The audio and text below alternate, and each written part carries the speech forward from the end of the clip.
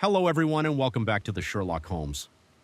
Now I know a lot of you use these videos to sleep, so before you drift off I thought it would be a fun idea if everyone can leave a comment to let me know where you are listening from in the world. Also like and subscribe if you are enjoying the case. Right, let's get comfy and relax and let's begin. Story 1. China is a vast and populous nation holding the title of the most populous country in the world. For a long time, there have been strict customs and views related to marriage. However, in recent times, people have gradually become more open. Although some regions still hold on to traditional customs, this has made it more challenging for men and women to find suitable partners for dating and marriage to facilitate easier encounters between men and women. Mobile dating apps and matchmaking services have emerged. Recognizing this trend, many TV stations have organized programs to serve as a bridge for men and women. The goal is not only to create opportunities for them to meet, but also to help them find their true love. After these programs, many couples have found lasting happiness. However, in early August 2012, the body of a man suspected to be the husband of a female contestant who had participated in a dating show was discovered in an elevator in an apartment complex. His body had numerous open wounds and the victim died due to severe blood loss and a ruptured heart. Vin, the main character in this case, is a woman named Wang Jia. She was born on October 5, 1979, middle-class family in Yan'an Shangi Province, China. Her father was a real estate manager and her mother was a pharmacist. Wang Jia was an only child growing up surrounded by love and protection from her family. In 1998, Wang Jia was admitted to Northwest University, majoring in Chinese literature there. She actively participated in school activities, became the head editor of the school magazine, and received numerous awards after graduating from University. Wang Jia worked as a book editor at a publishing company, coming from a well-off family and being highly accomplished herself. Wang Jia had long set high standards when choosing a partner. Although she had been in 2 relationships, she did not consider either partner suitable for marriage, which led to her remaining single. Until she was 31 years old, Wang Jia's family began to worry as they noticed she was not finding the man she wanted to marry. They often pressured her, which made Wang Jia feel stressed on top of that. Seeing her friends around her getting married and having children, she started to think more seriously about finding a partner. Around this time, her grandfather's health began to deteriorate and he passed away. Not long after, his long-held wish was to see Wang Jia get married. However, by the time he passed, she had not yet married. This saddened her deeply, and she decided to fulfill her late grandfather's wish. This reflects a common belief in China. Children often follow the wishes of their grandparents and parents. One day, Wang Jia happened to watch the show If You Are the One. This is one of China's most famous dating programs. Each episode features 24 female contestants looking for love. The show recruits male contestants, and various segments are designed to facilitate connections between the participants. First, the male contestant introduces himself to the female contestants, sharing details such as age, occupation, personality, and life views. If the women are impressed, they turn on their lights for the man. The man also has the option to turn off the lights for any woman he doesn't feel compatible with. Couples who have mutual interest and keep their lights on move on to the face-to-face segment of the show to get to know each other better. Wang Jia was captivated by the sweet and romantic confessions on the game show. She became deeply immersed and yearned to be the main character herself. So she decided to participate in the show to find true love. However, at that time, many popular dating shows in China faced criticism from online communities. For their lack of authenticity, critics believed the shows were scripted and that the contestants had memorized their lines before filming. There were many debates surrounding the focus on money and fame expressed by contestants on the show. Additionally, some participants joined the show merely to promote themselves and gain publicity, rather than to genuinely seek love. However, Wang Jia didn't concern herself with these issues. She was determined to participate in order to meet successful and wealthy men. She wanted to marry someone perfect, believing that the contestants on the show had been carefully selected. By April 2011. Wang Jia was officially chosen to participate in If You Are the One. At that time, she was the second female contestant in episode 126, with her background in Chinese literature and her job at a publishing company, Wang Jia was articulate yet honest and straightforward. As a result, when the show aired in May 2011, Wang Jia attracted a lot of attention from the audience for her beautiful appearance and profound statements about love and life. She once said on the show, "I want to find my soulmate on this stage. I am someone who can go anywhere for love. I believe my paradise is wherever love is." Her presence left a deep impression on the viewers, however, as she began meeting the various male contestants. Almost none of them matched Wang Jia's expectations, that was, until a man named Jian Tian appeared. Jian Tian, 30 years old, was an entrepreneur from Beijing. He shared that he had been a cancer patient but had fully recovered after treatment. His business had failed multiple times and gone bankrupt, but Jiang Tian had eventually overcome these challenges and found success. From the short introduction video of Jiang, it was clear that he had good financial standing. However, on such a prominent show, there were undoubtedly men with even more substantial wealth. Moreover, Jiang Tian had a history of severe illness, and his appearance was not particularly striking, which led to him not being favored by the other female contestants. However, Jiang Tian's words deeply moved Wang Jia. She decided to press the button and confess her feelings to him on stage. Her heartfelt words brought tears not only to Jiang Tian but also to the audience. In the end, Wang Jia's confession was successful. She ran to embrace Jiang Tian, and the two happily left the stage, hand in hand, after everything Wang Jia had been through. It seemed she had finally found true love. But little did she know that her tragedy was just beginning. At that time, Wang Jia was 32 years old. She had found a boyfriend on the dating show, and within just 2 weeks of the episode airing, her social media following had surged to nearly 10,000 people. Wang Jia's family and friends who had witnessed her successful confession on television were overjoyed and offered their blessings. But just as Wang Jia was basking in the happiness of finding true love, Jiang Tian suddenly disappeared. Without a trace, cutting off all communication with Wang Jia, this news quickly spread, causing a stir among netizens. Many people made derogatory comments, mocking and insulting Wang Jia. She felt incredibly embarrassed and began posting sad updates on her social media. Her friends left comforting comments, and among them was someone with the nickname One, who consistently offered her encouragement. This person's real name was 2 years younger than Wang Jia, and he was a bank employee in Zan. His parents were ordinary government employees. Jian had admired Wang Jia from the early days of her participation in the dating show and had been following her activities on social media. Knowing that Wang Jia had been abandoned by the boyfriend she met on the show, Jian sympathized with her and wanted to get closer to her in the days that followed. Jian frequently reached out to chat and encourage Wang Jia. This gradually made Wang Jia feel happier, and she slowly developed feelings for Jian. On May 27, 2011. After some time of chatting online, the two decided to meet in person upon seeing Jian in real life. Wang Jia was immediately attracted to his handsome appearance and height.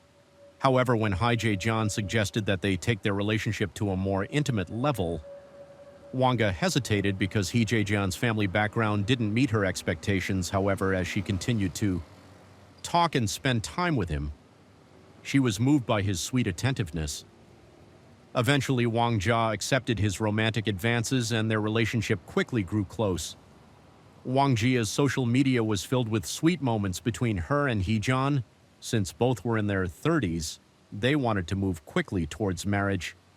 However, Wang Jia were not entirely pleased with Jian, mainly because he was younger than her, but Wang Jia believed that the age difference wasn't an issue for them. She firmly decided to marry Jian on New Year's Day 2012. Seeing their daughter's determination, Wang Jia's parents had no choice but to go along with her decision. However, things didn't turn out as smoothly as Wang Jia had hoped. After some time, Wang Jia discovered that Jian wasn't a senior employee but just an ordinary worker at the bank.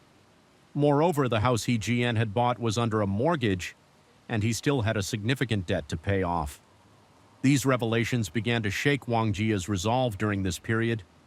Wang Ji reconnected with several female contestants she had met on the dating show they shared envious stories about the wealthy men they had met. how they had become famous, secured advertising contracts, published books, and gained considerable public recognition after the show, Wang Jia started to feel inferior compared to them. At this point, many why questions began to plague her mind. Why, while other contestants had their lives transformed, was she about to marry a regular office worker? Why would she have to take on his mortgage? Det WJ gradually grew to resent Heejun to avoid marrying him. She started inventing excuses to postpone the wedding repeatedly. Then one day, Wang Jia decided to unilaterally cancel the wedding plans with Heejun. However, around the same time, she discovered signs that she might be pregnant. By this point, Wang Jia was over 30 years old, and people advised her to keep the baby. They warned that having an abortion could lead to significant health consequences. So on January 31st, 2012, Wang Jia and Heejun registered their marriage because of the baby. Their wedding was held in April 2012. After the wedding, Wang Jia took a leave of absence from work to stay home and focus on her pregnancy.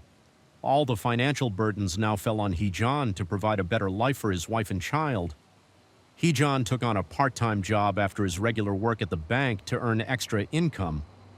One might think this would make Wang Xiao appreciate him more, but instead she grew increasing. Lai dissatisfied and began to look down on her husband during her free time at home. Wang Jia often scrolled through social media. She followed her friends from the dating show, some of whom flaunted new luxury handbags or boasted about their brand new expensive cars.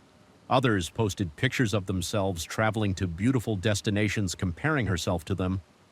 Wang Jia couldn't help but feel disheartened as her pregnancy progressed.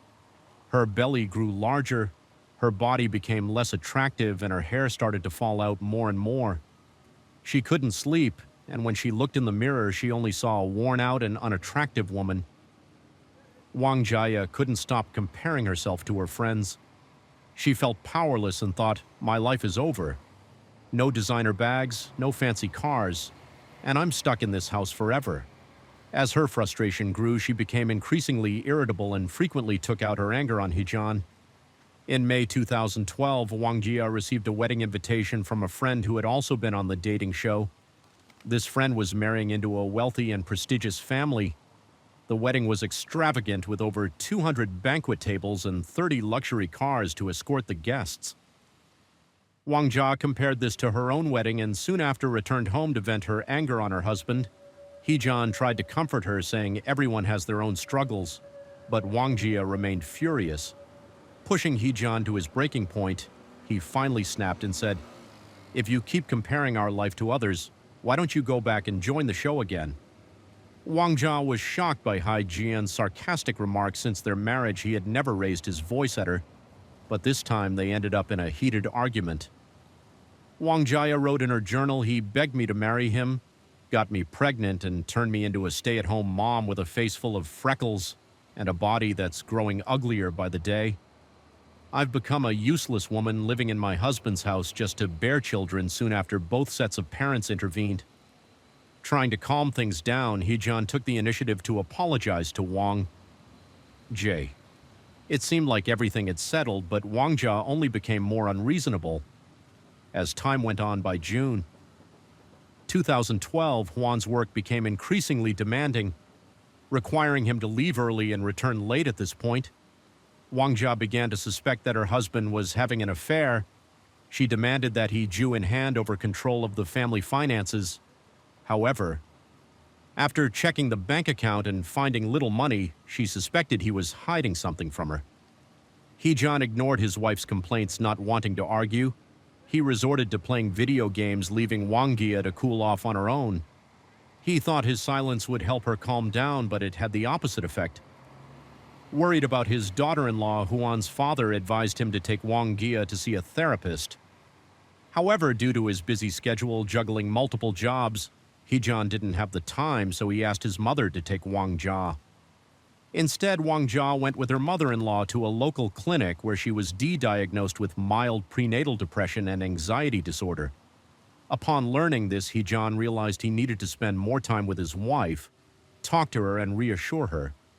However, despite his efforts, things did not improve. In July 2012, Wang Jia reached out to a fellow female contestant named Jay Jolly, whom she had met on the show.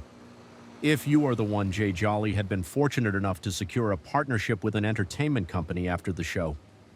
By the time WJA contacted her, Jay Jolly had become an artist with her own album. This only worsened Wang Jia's mental state, as she compared herself to Jay Jolly's success in the entertainment industry.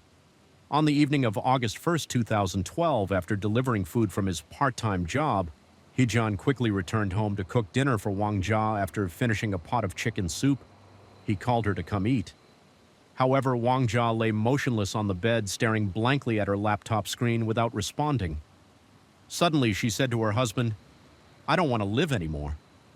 Shocked, Heejun snatched the laptop from her hands. It turned out she had been feeling hopeless after talking to a fellow female contestant from the dating show they had both been on. Frustrated, Huan told her to stop dreaming and to face reality. This led to yet another intense argument between them. Heejun was at his wit's end with his wife. He had tried everything, taking on multiple jobs just to ensure that Wang Jia and their unborn child could have a better life. Yet his wife showed no gratitude, looking at him with nothing but disdain. In a moment of anger, Heejun yelled, "I don't even know why I'm doing all this anymore." After that, he sadly ate dinner alone, took a shower, and went to bed. Little did he know that night would be his last Wang Jia. His wife was filled with a broken heart and a mind consumed with hatred for her husband. At 3 a.m. on August 2nd, 2012, while Heejun was sound asleep, Wang Jia went into the kitchen and grabbed a sharp tool M for healing fruit. Initially, she had gone to the kitchen out of hunger, but holding that object in her hand, her thoughts took a dark turn. Wang Jia slowly approached the bed where Heejun was lying. Her eyes full of resentment, she raised the knife with both hands, waking up. Suddenly, in excruciating pain, Heejun looked at his wife and said, "Honey, what are you doing? Why are you doing this to me because Wang Jia was pregnant?" Heejun didn't fight back. Clutching his wound, he ran out into the hallway to seek help. Wang Jia followed closely behind in agony. He pleaded with her to stop, but by then Wang Jia had completely lost her mind. She continued to attack her husband with deep, painful wounds. Heejun managed to reach the elevator as the doors opened. He could no longer endure the pain and collapsed inside. Wang Jia chased her husband into the elevator. It was only then that she realized the horrifying act she had just committed. Seeing Heejun in critical condition, she immediately ran back into the apartment and called 911, and the police. Initially, Wang Jia had planned to kill Heejun and then take her own life. But as she looked at her husband's cold, lifeless body, she suddenly abandoned that idea. Wang Jia carefully staged the scene to make it look like a case of domestic violence. Hoping to receive a lighter sentence due to the severity of his injuries, Heejun did not survive. Wang Jia was arrested and taken to the police station. During the interrogation, she repeatedly tried to justify her actions. However, based on the evidence collected at the scene, the police knew her story was far from the truth. Wang Jia was detained shortly after, but because she was about to give birth, she was released on bail 2 weeks after the incident. Wang Jia gave birth to a baby boy at the hospital.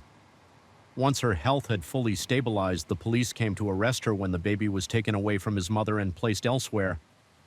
Wang Jia finally felt a deep sense of remorse, based on both her previous and current medical records. Doctors concluded that she suffered from depression and had been excessively agitated before committing the crime.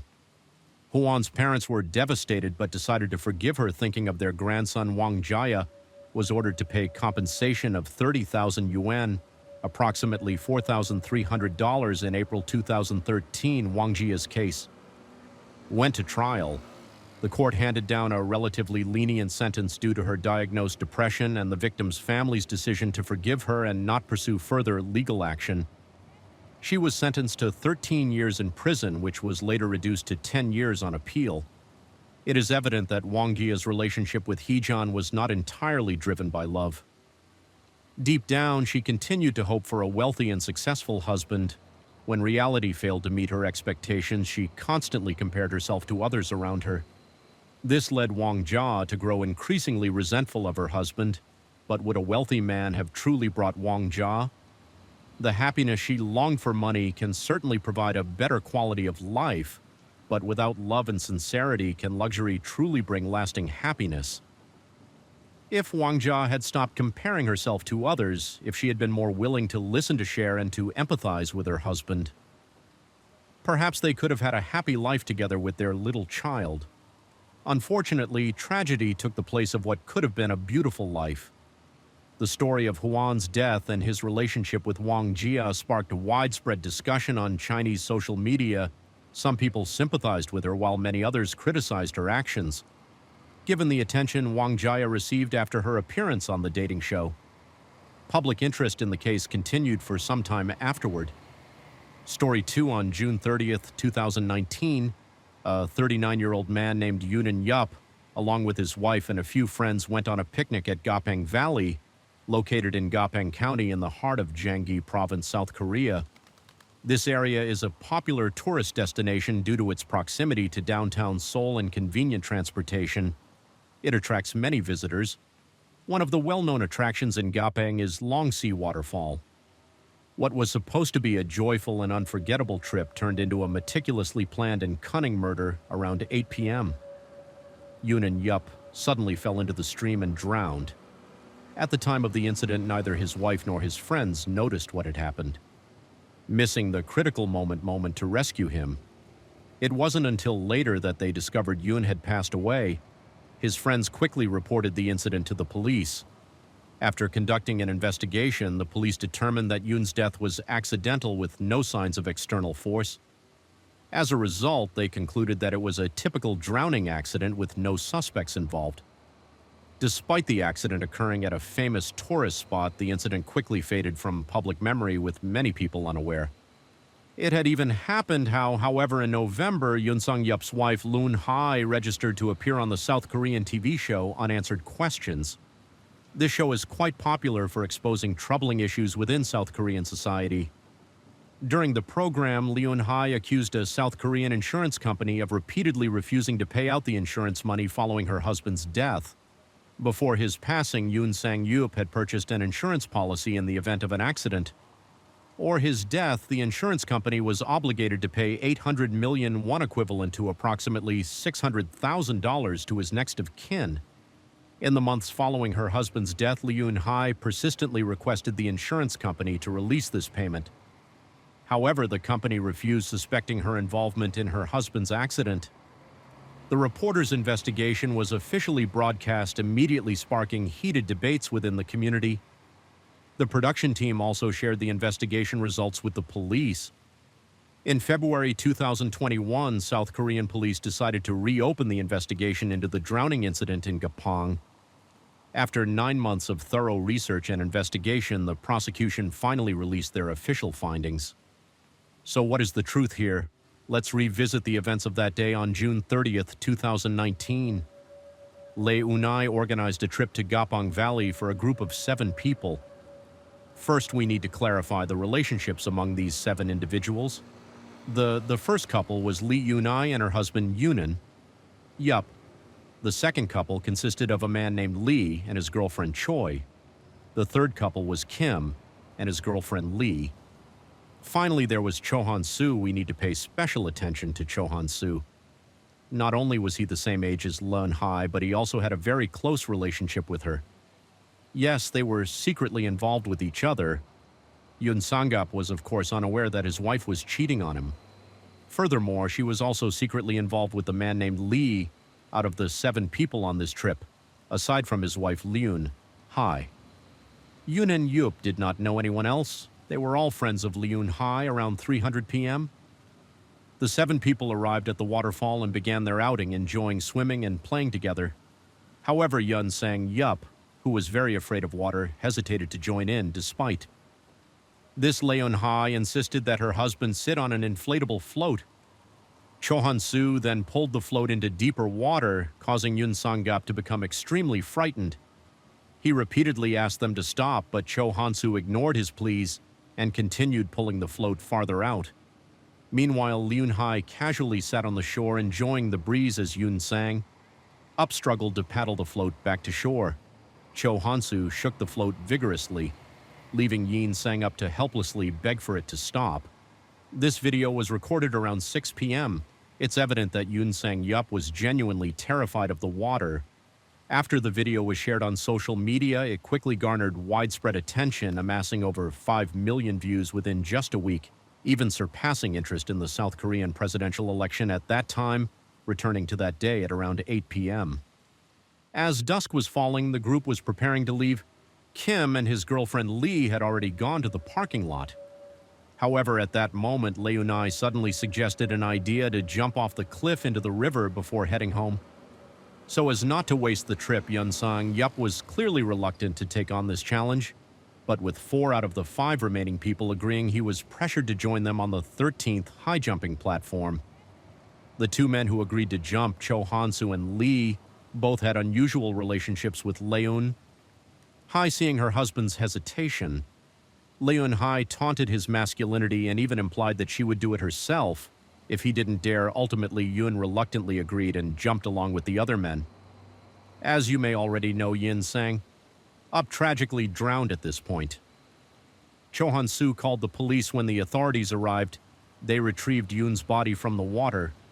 However, during this investigation, the police discovered that Lee Eun-ai was a habitual liar. She failed the polygraph test. She claimed she didn't hear her husband's cries for help, but Choi, who was with Lee at the time, confirmed hearing a loud scream. Furthermore, according to the forensic examination, numerous air bubbles were found in both of Yoon Sang-yup's lungs. The bubbles were formed due to the victim's continuous struggle in the water. In simpler terms, after falling into the water, Yoon Sang-yup repeatedly thrashed about in an attempt to save himself. The noise from such splashing would not have been quiet yet. No one claimed to have heard it. Cho Han-soo told the police that Yin Sang-yup's jump point was very close to where he was after noticing something was wrong. Choi and Lee Eun-ai went to look for a life preserver while Cho Han-soo swam to the spot where Yoon Sang-yup had jumped into the water. Logically, in such close proximity, you would expect him to be able to find Yoon. However, Cho Han-soo claimed he couldn't see Yoon Sang-yup because it was too dark. Whether Cho Han-soo was trying to save Yoon or harm him remains unclear after the incident, as Yoon and Yup's wife Lee Eun-hai showed no signs of grief. Instead, she casually spent time with her lover and demanded $800 million, won approximately $600,000 from the insurance company. However, the insurance company wasn't easily fooled. They discovered that this insurance policy was just 4 hours away from expiring due to unpaid premiums when right before it did, Yin Sang-yup suddenly drowned. Suspecting an insurance fraud, they immediately refused to pay the claim. This turn of events left Lee Eun-hai in a state of anxiety. She felt compelled to reach out to the media to accuse the insurance company. However, what Lee Eun-ai didn't anticipate was that her accusation would lead to severe consequences for both her and her boyfriend. Moreover, many people began to wonder what was the motive behind Lee Eun-ai driving her husband to his death. According to investigations, Lee Eun-ai was born in 1991 in Yangshi-dong, Incheon, South Korea, into a family where both parents were disabled. Living in extreme poverty, the entire family crowded into a small home of just 215 square feet, relying on government assistance to survive. Initially, Lee Eun-hai's family had no social standing and they were relatively unknown. However, in March 2002, their lives took a significant turn. A program called Sunday Night Love House, which helps build and renovate homes for those in need, reached out to Lee Eun-hye's family to offer assistance. At that time, Lee Eun-hye was just a 6th grader, appearing sweet, well-behaved, and obedient. Despite the family's poverty, she remained optimistic. She never looked down on her parents and dreamed of becoming a singer when she grew up so that she could take care of them and repay them for their care and upbringing. Lee Eun-ai even promised, "When I grow up, I will help those in need as much as I have been helped." After the program aired, her image as a kind, filial, and hard-working girl quickly won the hearts of the South Korean public. She was affectionately dubbed a little angel and became a model of the good child in the eyes of parents across South Korea. However, things soon changed. The angelic child from those days disappeared. Lee Eun-hye seemed to forget her dream of becoming a singer. According to investigations, at the age of 15, Leunhee began working as a sugar baby for a middle-aged man after receiving $160,000, equivalent to about $120 from him. Leunhee felt that this was a way to make money without much effort, relying only on her looks through introductions from friends and the internet. She enticed and became a sugar baby for numerous men. However, once she had money, Leunhee paid no attention to her parents. It was during this time that she met Cho Han-soo, who was actually a pimp specializing in finding clients for her. They collaborated to make money and eventually developed a romantic relationship. Lee Eunhee even created a personal list for her clients where she recorded their characteristics and preferences. She also engaged in theft and other services to make money more quickly. This behavior made Lee unhigh. Irregular at the police station, facing multiple charges from a young age, Leunhee had to appear in South Korea's juvenile court 5 times and was investigated by the police on more than 10 occasions at just 19 years old. Leunhee became pregnant and gave birth to a baby girl with the father's identity. Unknown even while pregnant, she continued to frequent bars to lure men after her daughter was born. Leunhee heartlessly left her in the care of her disabled parents while she continued her lifestyle of partying and reckless behavior. Despite making substantial money through her sugar baby activities and scams, she spent it lavishly, always wanting the most expensive things, leaving her with no savings.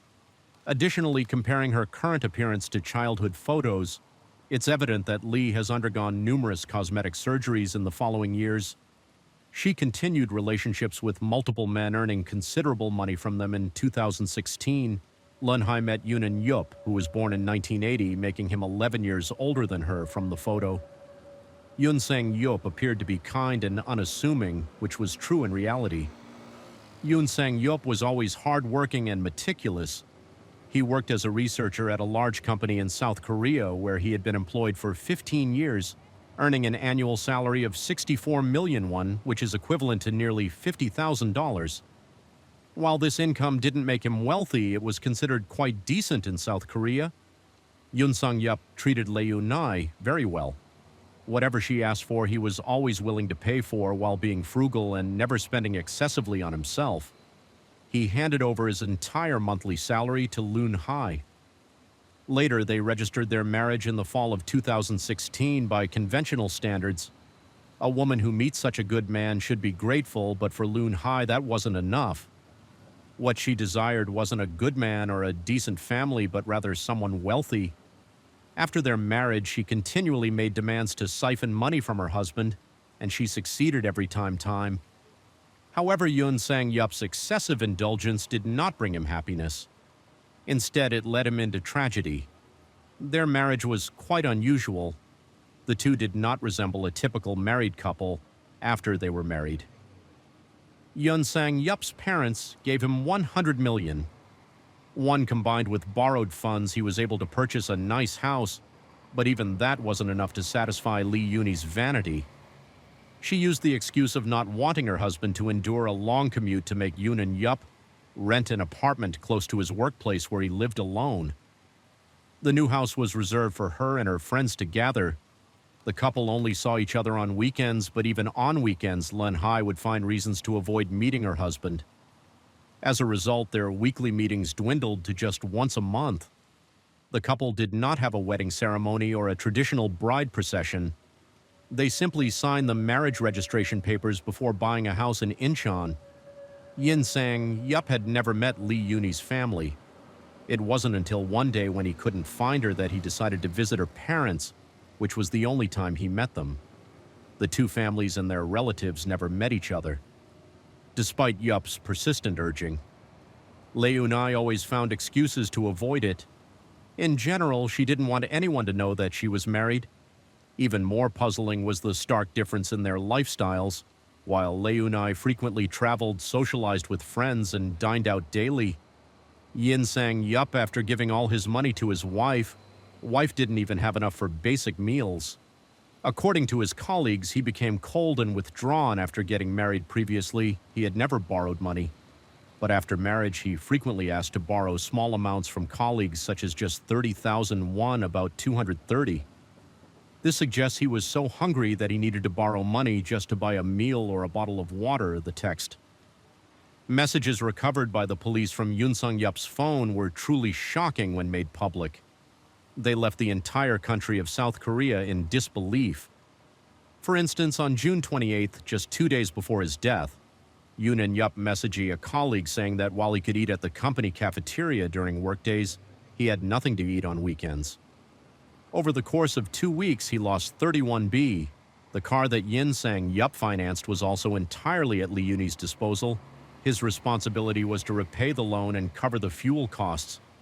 Despite all his efforts, Loon Hai was never as satisfied and constantly demanded more money from him to please her. Yoon Sang-yup even resorted to borrowing money with interest, including online loans. Fortunately, he ultimately didn't go through with these transactions during the investigation. The police discovered that the money from the loans Yoon and Yup took out ended up in Lee Yoonhee's pockets. In fact, over the 2 years since their marriage, Lee Yoon-hai demanded approximately $2 billion, one equivalent to $1.5 million from her husband. For various reasons, it could be said that this marriage completely transformed Yoon Sang-yup's life, leading him from a simple, peaceful existence to utter despair. But deceiving her unfortunate husband was not the extent of Lee Yoonhee's cruelty. She had an even more sinister plan from the moment they married. She began plotting just 5 months after their marriage. Lee Yoon-hai started purchasing life insurance policies for her husband, eventually buying 4 policies with a total coverage of 800 million won. Due to finance difficulties, Loon Hai often fell behind on the premium payments. However, each time the policies were about to expire, she would manage to renew them just in time. This shows how much she valued these insurance policies. Unfortunately, Yoon Sang-yup, being the trusting and kind-hearted person he was, did not suspect anything and continued to follow his wife's wishes. Then came June 30th, 2019, 4 hours before the 4 insurance policies were set to expire due to unpaid premiums. The accident happened just hours before the policies were about to lapse. Loon Hai chose the late evening when visibility was poor and pressured her non-swimming husband to jump into the water. The 2 other individuals involved in this final act both had secret relationships with her. The person closest to where Yoon and Yup jumped was none other than Loon Hai's lover, Cho Han-soo. However, he pretended not to notice and made no attempt to save Yoon Sang-yup after the incident. Loon Hai and Cho Han-soo went to the basement apartment that Yoon and Yup had rented twice to clean up and remove all data from his computer. Naturally, she also forfeited the security deposit on the apartment and immediately terminated the lease. As the investigation deepened, the police uncovered even more shocking details. It turned out that Lee Yoon-hai had been planning to kill her husband for quite some time. In February 2019, at a farm in Yangnyeong-kongan Province, Lee Yoon-hai mixed pufferfish poison into Yoon Yup's food. However, the poison wasn't potent enough, and Yoon Sang-yup only suffered from a stomachache, fortunately surviving the attempt. The police also found chat records between Lee Yoon-hai and Han-soo, in which she clearly complained. "I used enough of the poison, but it didn't work." In May 2019, at a trout fishing spot in Jangai Province, Yoon and Yup, who couldn't swim, fell into the water by accident at that time. Loon Hai stood on the shore and did nothing to help him. Luckily, a friend of Yoon Sang-yup arrived just in time to pull him out of the water. The friend initially thought that perhaps Lee Yoon-hai didn't know how to swim, which was why she didn't jump in to save her husband. However, later on in a video that Lee Eun-hee posted from another outing, it became clear that she was a skilled and confident swimmer in reality. This marriage was a trap from the start. Neither Lee Yoon-hee's family nor her friends knew that she was married. Even the friends who accompanied her to Gapong Valley that day were unaware, except for her accomplice Cho Han-soo. None of the others knew that Yoon Sang-yup was Lee Yoon-hee's husband. When introducing her husband, she simply referred to him as a close friend at this point. The investigation into Yoon Sang-yup's case was considered complete, but the investigation into suspect Lee Yoon-hai continued. The police discovered that she might be linked to other crimes before marrying Yoon Sang-yup. In 2016, Loon Hai had been married to 2 other men, and coincidentally, they met similar fate in 2010. Lee Yoon-hee's boyfriend at the time, Tim, was involved in a car accident at the Seoul intersection in Incheon. Afterward, Lun Hai received a large insurance payout in 2004. 2014, this woman went on a vacation to Pattaya, Thailand with her fiancé, Mr. Lee, during a scuba diving trip. Her fiancé tragically drowned, as his fiancée Lun Hai once again received an insurance payout between 2016 and 2019. Lee UNH Hai engaged in several other insurance fraud schemes on December 13, 2021. The prosecution summoned Lee Unai and Hansu for questioning. When they were called in for a second time, the two disappeared without a trace, triggering a large-scale manhunt on March 30th. 2022, South Korean police issued an official arrest warrant for Lee Unai and Cho Hansu, charging them with murder and insurance fraud. The case caused a public outcry in South Korea, with many people questioning why it took until 2022 for the case to come to light. Even though the incident occurred in 2019, people wondered if no one had been suspicious of Lee Unai earlier. In reality, there were suspicions, and some people had already begun investigating. There were also discussions about the case online, with some even suspecting Lee Unai. However, Lee Unai and Chansu were very active on the internet, and they quickly reported any negative comments. As a result, some video and posts were taken down, and in some cases people were even forced to pay damages. This effectively kept the case out of the public. Until now, in truth, the renewed police investigation was largely driven by Lee Unai's insatiable greed. She had reached out to a television program to accuse the insurance company, likely never imagining that she was in effect incriminating herself. This case sparked widespread media coverage and launched a massive online search for the culprits on April 12, 2022. Busan police received a tip that someone had seen Lee Unai and Hansu at a restaurant in Gimjeong, Busan. The police immediately rushed to the scene, but unfortunately the couple spotted. There were not the two suspects, given that this was during the height of the COVID-19 pandemic. Everyone was wearing masks, which made identification difficult. However, the trip wasn't entirely in vain. When the police investigated the man who resembled Hansu, they accidentally discovered that he was also a fugitive. Wanted in another case, the South Korean police monitored the bank accounts and phone signals of Lee Unai and Cho Hansu, but since the arrest warrant was issued, neither of them had used their accounts or phones, indicating that they were well prepared for their escape. Interestingly, besides the organizations actively assisting the police in solving the case, several fan groups emerged in support of Lee Unai. Finally, on April 16, 2022, the police apprehended Lee Unai and Cho Hansu. The South Korean police reported that since early April, they had been surveilling the area near Samsung Station online. 3 of the Seoul Metro and Gwangjanggi Province, they spotted images of Lee Unai and Cho Hansu. As a result, the police narrowed their search and began a methodical hunt, just as they were closing in on the suspect's hiding place. The police received a sudden call from Lee Unai's father, who informed them that the two were hiding in a nearby office building. The police quickly arrived on the scene and captured the suspects at a newly constructed office building in Dieng District, Gwang. When arrested, both appeared exhausted and significantly thinner. The only belongings they had were a few bottles of water. During questioning, the pair revealed, "We always chose crowded city centers to hide." They believed that the most dangerous place was the safest. After their arrest, both were transferred to the local prosecutor's office in Incheon on October 10, 2022. Pro-prosecutors requested life sentences for Lee Unai and Cho Hansu for multiple attempts to murder Yunan, and for insurance fraud. They emphasized that the pair had planned to disguise the murder as an accident to cover up their crimes on April 26, 2023. The Seoul High Court sentenced Lee Unai to life in prison for murder and conspiracy to commit murder. Her lover and accomplice Chansu was sentenced to 30 years in prison. Lee Unai did not agree with the verdict and appealed on May 1, 2023, but her appeal was denied.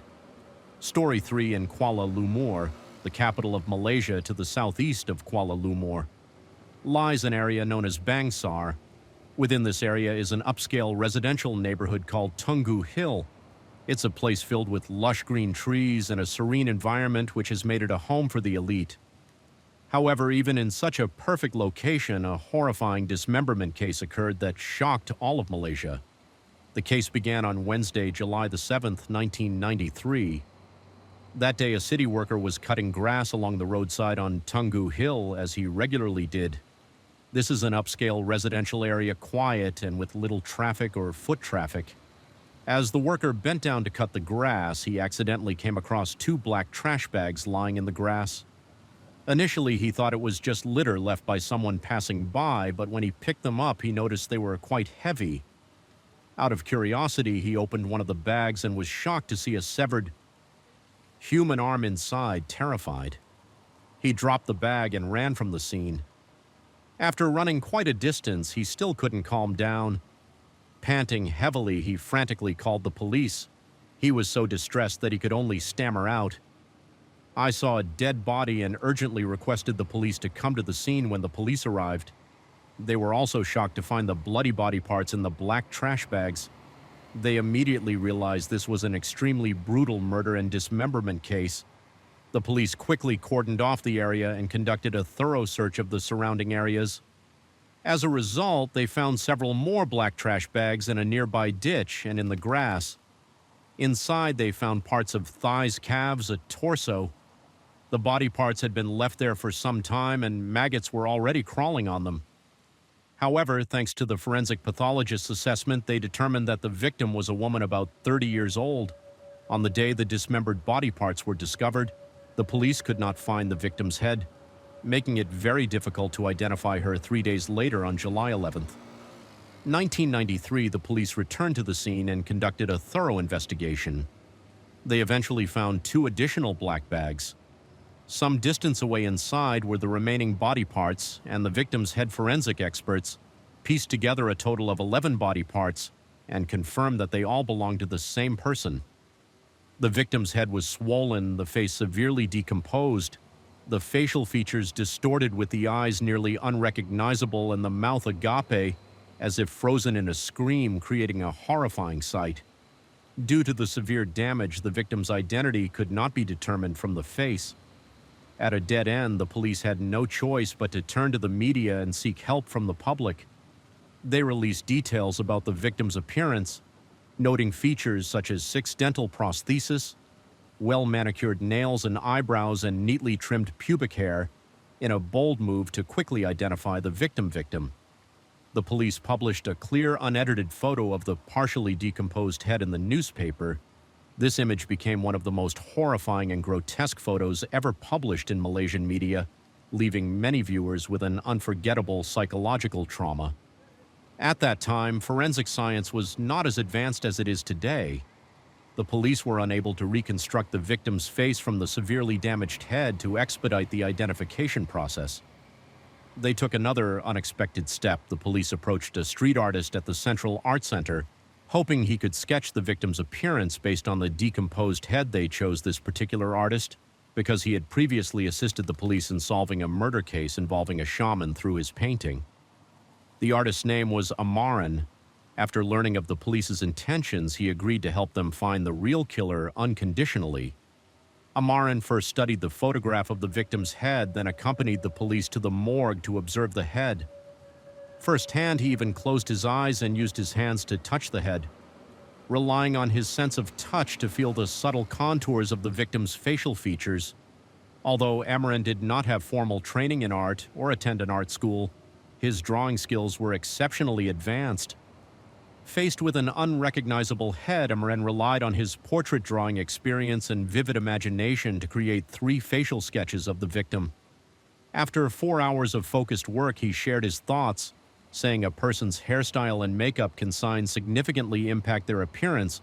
While I couldn't perfectly capture the victim's appearance from a decomposed head, because makeup and hairstyling can drastically change a girl's looks, I believe that those who knew the victim will be able to recognize her from the simplest sketch. In an interview, Amaran mentioned after drawing the 3 portraits of the victim, "I experienced a haunting feeling from staring at that horrifying head photo during the drawing process. Since then, I've stopped eating meat and switched to a vegan diet. But as an artist, I shouldn't just think about commercial work. I'm glad that I could contribute to society through my art." The police then quickly released the 3 portraits Amarin created from his imagination, which garnered widespread public attention. The portraits were simple without excessive detail, yet they clearly captured the overall contours of the face. A few days later, the police received an important phone call that became a key turning point in the investigation. The caller was a landlord from the Bangsar area who said a female tenant of mine has been missing for a few days and I haven't been able to contact her. I saw the victim's portrait in the newspaper and felt it resembled my tenant, so I decided to call the police. After receiving this lead, the police immediately went to the house in the Bangsar area to investigate. When they arrived, they found the door securely locked. Despite knocking loudly, there was no response with the landlord's permission. The police decided to break into the house inside. They found no trace of anyone, but they did discover a photo of a female performer and a piece of paper with an address in Kota Baru, Kantan. Using the information on the paper, after several calls, the police finally managed to contact the sister of the tenant. The tenant's sister worked as a cashier at a karaoke bar in Petaling. The following day, she accompanied the police to the morgue to identify the body. This was an incredibly distressing scene for any ordinary person. The tenant's sister was ill that day at the morgue. She couldn't stop coughing and vomiting, however. After taking medication and resting, she reluctantly completed the identification process. After carefully observing, she confirmed that the victim was indeed her younger sister. She stated that her primary basis for identification was the neatly trimmed pubic hair of the victim. Her sister was a performer who often wore revealing outfits and performed suggestive dances to maintain her appearance and avoid embarrassing situations. Her sister had a habit of trimming her pubic hair. At that time, DNA technology in Malaysia was not well developed. The police took a blood sample from the victim's sister and sent it to Singapore for testing. The victim's identity was confirmed on July 21st. 1993, the woman was named Lily Chua, 30 years old, with the stage name A Little Red. She was a well-known performer at a popular local karaoke bar. Lily Chua was originally from Kota Baru, Kantan, and had been working in Kuala Lumpur for over 15 years. She was the youngest of 5 siblings, and the sister who identified the body was her closest relative. 7 years earlier, Lily Chua had married and had 2 sons. However, as the relationship between her and her husband deteriorated, their marriage lasted only 2 years before ending abruptly. Before that, Lily Chua worked as a seamstress in a garment factory that made costumes for karaoke bar dancers.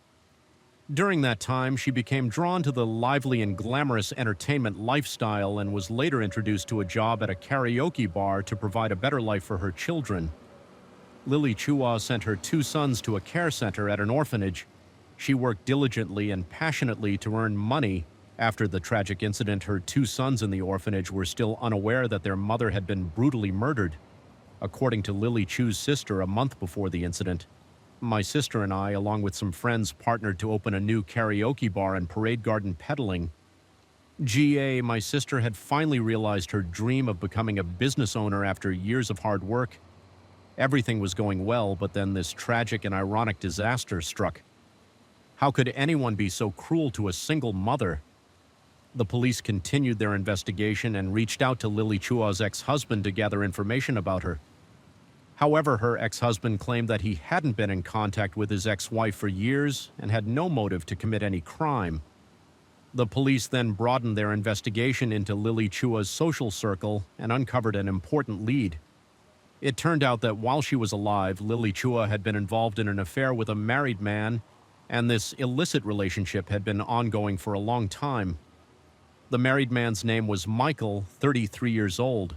He had studied theology in Singapore and briefly worked as a missionary. He was currently a piano teacher.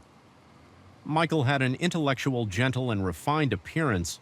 Often wearing glasses, he and Lily Chua had met through a teacher-student relationship, as he had once taught her vocal music. Over time, their relationship evolved into a romantic affair, since Lily Chua was a star at the karaoke bar. Michael's father vehemently opposed their relationship, despite Michael eventually marrying another woman. He continued his affair with Lily Chua. Ultimately, Michael decided to maintain his family relationship with his current wife. and wanted to end his illicit affair with Lily Chua. However, Lily Chua had invested a great deal of emotional energy and money into the relationship. She refused to accept the breakup easily, and their love triangle became increasingly entangled with no way out.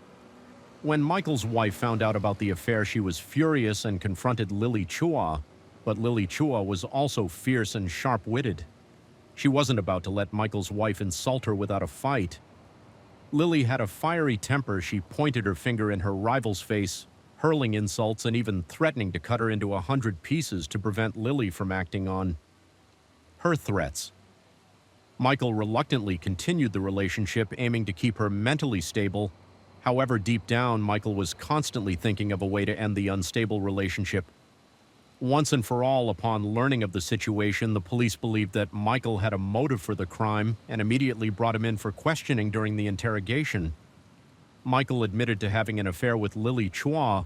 The police then placed a photograph of Lily Chua's head in front of Michael for identification. He glanced at it briefly and stated, "I don't recognize the person in the photo." Michael claims, "I haven't seen her in over half a month." He also handed the police a note that Lily Chua had given him earlier. The note read, "I'll be going to Penang for 10 days and I'll contact you when I return." The sharp-eyed officer immediately noticed something unusual about the note. Michael didn't know Chinese, and there was no reason for Lily Chua to give him a note written entirely in Chinese. After several rounds of questioning, Michael couldn't handle the pressure, and the police exposed several inconsistencies in his story. Finally, he was officially arrested by the police on suspicion of murder. At this time, both Michael's wife and mother were also detained awaiting trial. His wife was 2 months pregnant at the time, but they were later released due to a lack of evidence on December 13, 1993. 5 months after Michael's arrest, the case was brought to trial at the Kuala Lumpur Sessions Court Number 5. Michael was charged with murder under Section 302 of the Malaysian Penal Code. The case drew widespread public attention after being reported in the media. For a time, the Lily Chua case became a common topic of conversation. After dinner, people were shocked by the brutal nature of Michael's crime and were eager to know what punishment he would face before the trial began. Many media reporters and members of the public gathered outside the courthouse waiting for Michael to appear. Around 2 p.m. that day, he was escorted to the courthouse. As soon as he stepped out of the vehicle, he was surrounded by a crowd. Initially, he appeared calm, but as the trial proceeded, he couldn't hide his inner anxiety and grew increasingly tense. After the prosecutor finished reading the charges, Michael immediately pleaded not guilty in court. The trial lasted 3 days, after which the judge announced a 2-month adjournment for a second preliminary hearing. Michael was denied bail and remained in custody awaiting trial. Despite more than 2 months passing, public interest in the case remained strong. Many were still eager to learn the final outcome of the trial. 2 months later, on February 2nd, 1994, the second preliminary hearing took place as scheduled. During this process, the case took an astonishing turn that left everyone in disbelief. Perhaps due to insufficient evidence, on February 28, 1994, the prosecution unexpectedly announced the withdrawal of the murder charge against Michael and replaced it with a manslaughter charge. The case was then transferred to the Kuala Lumpur Sessions Court. For further proceedings, at the time, anyone convicted of murder under Section 302 of the Penal Code would be sentenced to death. However, if convicted of manslaughter, the maximum penalty was only 25 years in prison. The sudden decision by the prosecution to change the charge caused public confusion and concern. This meant that even if Michael was found guilty, he would escape the death penalty after the charge was reduced to manslaughter. Michael changed his previous statement and eventually pleaded guilty in court. He firmly stated, "I accidentally killed Lily Chua because I was pushed to the edge." Michael then recounted the events leading up to the crime. He explained that on the night of the incident, my wife was not at home, but Lily Chua insisted on coming to my apartment after arriving. She wanted to be intimate with me, but I refused. She became very angry and started yelling with no other option. I tried to calm her down. Once she had calmed down, she went into me completely naked, trying to seduce me. I didn't know how to handle the situation, so I reluctantly went along with her desires, and we had intercourse on the living room sofa. Afterward, I felt that things couldn't continue like this any longer, so I suggested we break up and end our illicit relationship. When Lily Chua heard this, she became extremely furious, lost control, and started hurling insults at me. She even threatened me, demanding that I return the car she had bought for me earlier during that time. I thought she probably felt like her world was collapsing because she had sacrificed so much for me. She had believed that we could have a bright future together. But all she got in return was my rejection. She felt that I had never valued her status, her profession, and had no intention of marrying her. In the future, she thought I only cared about material needs and was maintaining the relationship with her for temporary novelty and personal gain. After she said several more hurtful things, I became extremely angry and wanted to hit her. But thankfully, I managed to restrain myself. I then tried to divert her attention by turning on the TV in the living room. But as soon as I turned around, Lily Chua out of nowhere pulled out a knife and attacked me frantically. I was shocked by the sudden attack and quickly tried to run away. Unfortunately, the knife still managed to slash my left finger, causing it to bleed profusely. I didn't expect her to be so crazed, so I began to fight back to take the knife from her during the struggle. I tried to restrain her arms, and we tussled from the living room to the bedroom when I found the right moment. I quickly snatched the knife out of her hand. In the ensuing scuffle, I unintentionally caused her death before I could react. The knife pierced her chest, and she fell to the ground, gasping for breath before she died. She used her last breath to say to me, "How dare you kill me?" At that moment, I could only helplessly watch as she took her last breath and passed away after the incident. I felt utterly panicked and terrified. I couldn't believe things had escalated to such a terrible extent. My whole body was trembling. I realized I had caused an unforgivable tragedy. I began to think about how to deal with the body, and eventually I made a bold decision. I dismembered Lily Chua's body into 11 pieces and placed the parts into several black trash bags. At that time, my apartment floor was covered in blood and stains. It took me a great deal of effort to clean everything up. I then carried the trash bags containing the body parts out of the apartment and drove to the secluded Tungu Hill to dispose of them. When I reached a suitable spot, I got out of the car to open the trunk, but a car passed by, causing me to freeze in place. After the car drove away, I discarded 2 of the trash bags in the roadside grass and later returned to the apartment to dispose of a few more bags at a more distant location. Returning to the apartment, I checked Lai Chua's handbag and took out all the documents inside, burned them, and flushed the ashes down the toilet. I then divided her clothes and handbag into several different bags to dispose of them. I kept her ring and necklace in my own bag. Once everything was done, I took a shower and went to sleep. Michael's confession was presented by his defense attorney in court as evidence supporting the manslaughter charge in his confession. He also stated that night was long and distressing because I kept thinking about the life I had taken with my own hands. Michael expressed belated remorse and deep guilt for his actions, but Lily Chua had a strong sense of control and possessiveness over Michael. Even after Michael got married and started a new life, Lai Chua remained stubborn, which indirectly led to the tragedy. Michael further stated Lily Chua repeatedly insulted, belittled, and humiliated my family. I couldn't bear her persistent harassment, psychological attacks, and severe threats. So I decided to end the relationship quickly. The prosecutor's decision to change the charge from murder to manslaughter was largely based on the defense's argument that Lily Chua was in an unstable mental state and that the emotional entanglements and physical threats she posed to her client played a role in the incident. However, the prosecutor expressed doubts about Michael's confession.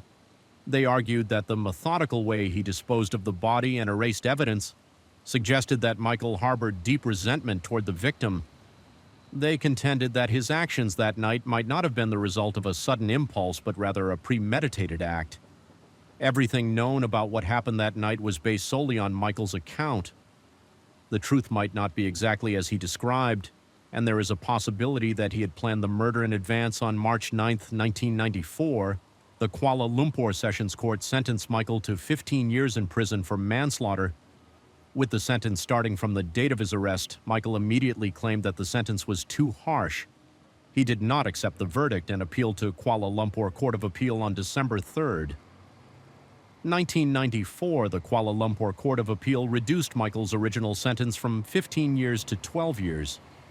Additionally, Michael was ordered to pay 10,000 ring, it equivalent to about $2,300 at the time, to the victim's family, or face an additional year in prison. This compensation was considered a significant amount in 1994 after learning of her husband's crime. Michael's wife divorced him and terminated her pregnancy. She then moved away to start a new life. Years later, some media outlets revisited the upscale apartment where Michael had murdered Lily Chua. There were 3 units on that floor, and Michael's apartment had a simple wooden door covered in dust for many years. All 3 apartments on that floor remained abandoned as no one wanted to live there. The atmosphere was filled with an eerie and gloomy vibe. Many residents chose to move out after hearing about the gruesome murder and dismemberment that had taken place there. The scenery at Tungu Hill, where Michael disposed of the body, remained just as beautiful and picturesque as before. In 2000, Michael was released early from prison due to good behavior. He changed his name and moved with his parents to a place where no one knew him.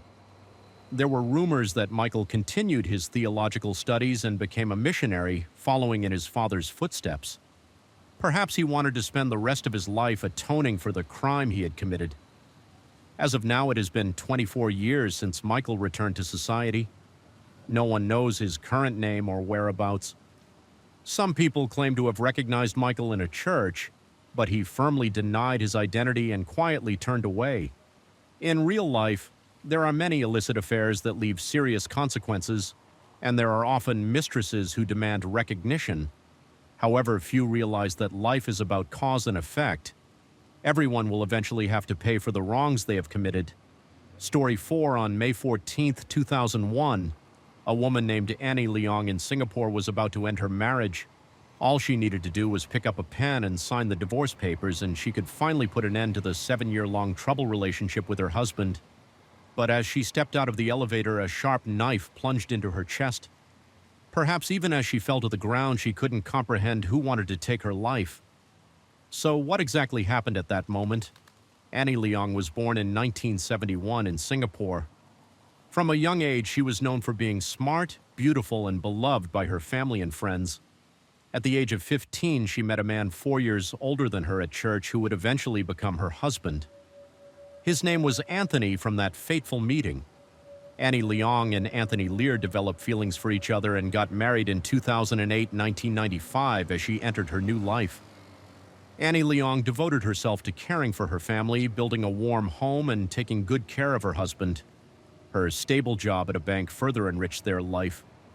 Together, their happiness doubled when their little daughter was born on April 13, 1997. Unfortunately, this picture-perfect life didn't last long. Anthony, though outwardly charming and ambitious, was actually incompetent and useless. With blind confidence in his abilities, he repeatedly attempted to start businesses only to face humiliating failures. Despite this, he stubbornly refused to give up. After several such attempts, he drained the family's savings and sank into debt.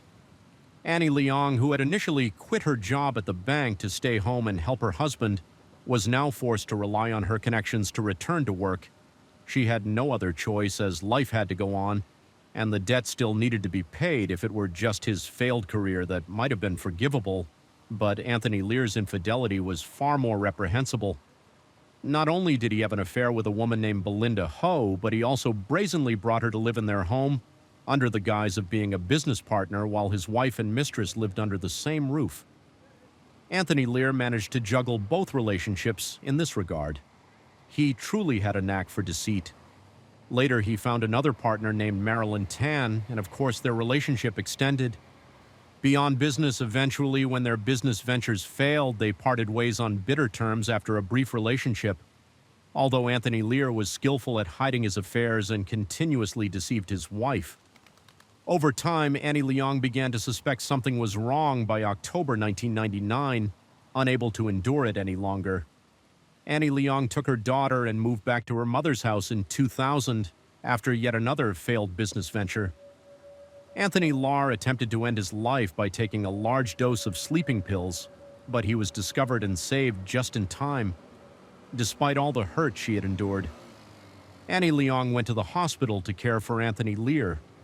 For after this incident, Annie Leong lost all desire to salvage the marriage she was determined to leave for the sake of her daughter's future and her own.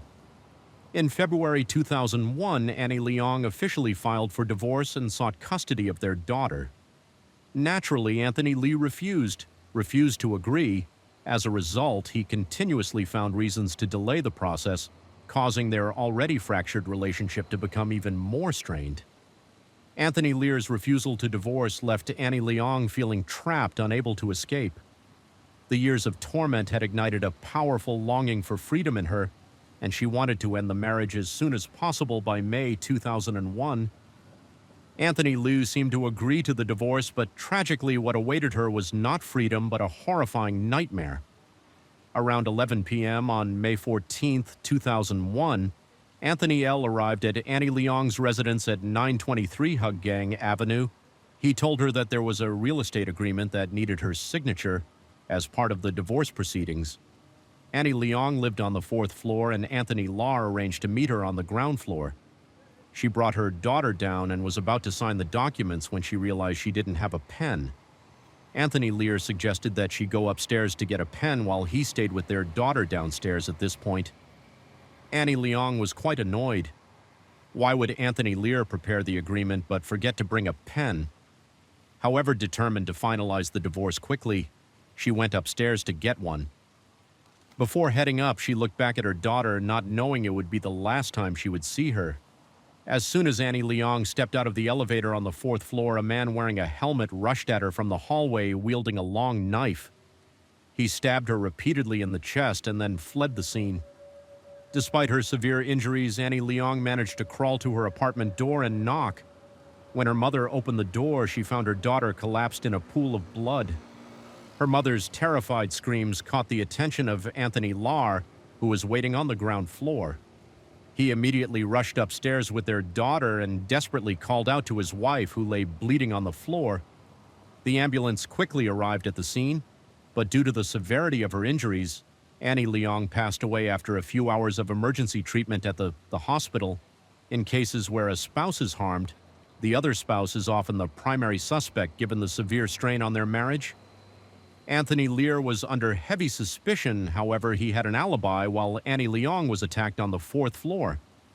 Anthony Lear was downstairs playing with their daughter, and several witnesses could confirm this at Annie Leong's funeral. Anthony Lear wept bitterly, expressing his profound grief. He told the press that he was a terrible husband, not only failing to take good care of his wife, but also cheating on her, losing money in business ventures, and plunging the family into debt. He even called himself a devil while referring to his wife as a kind angel. He blamed himself, saying, "If I had brought a pen, if I hadn't let her go upstairs alone, this wouldn't have happened to outsiders." Anthony Lear didn't hesitate to reveal his own faults, making it seem as though he genuinely mourned his wife and was truly innocent.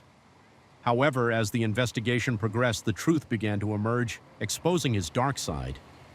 Despite having an alibi, Anthony Lear stood to gain the most from this tragedy. With Annie Leong's death, he inherited their shared home and secured custody of their daughter. This made him a prime suspect in the eyes of the police. Reflecting on his behavior during the initial questioning, the police found something peculiar. He had been very reluctant and uncooperative. Typically, a loving husband would be eager to assist the police in solving the case as quickly as possible, especially when his wife had been harmed. Additionally, the police found a newspaper at the crime scene folded into a small piece and used to wrap the weapon. The paper was dated April 31st. Coincidentally, the exact front page was missing from a stack of newspapers at Anthony Lear's home. This suggested that the missing front page could very well be the one found at the crime scene. When asked about this, Anthony Lear claimed he knew nothing about it. The police then sent the stack of newspapers to the lab for examination. The results confirmed that the newspaper found at the scene indeed came from Anthony Lear's home. This indicated that even if he wasn't directly involved in the attack, he was undeniably connected to the crime. Unfortunately, such circumstantial evidence wasn't enough to convict him. However, it at least gave the police a direction for their investigation. Consequently, the police focused their efforts on Anthony Lear. After several days of investigation, the police finally uncovered a crucial lead. Neighbors had noticed Anthony frequently gathering with a group of 5 young men, but these meetings didn't seem like typical friendly get-togethers. Instead, they appeared to be plotting something on May 18, 2001. Just 4 days after the incident, the police located 2 of the 5 young men.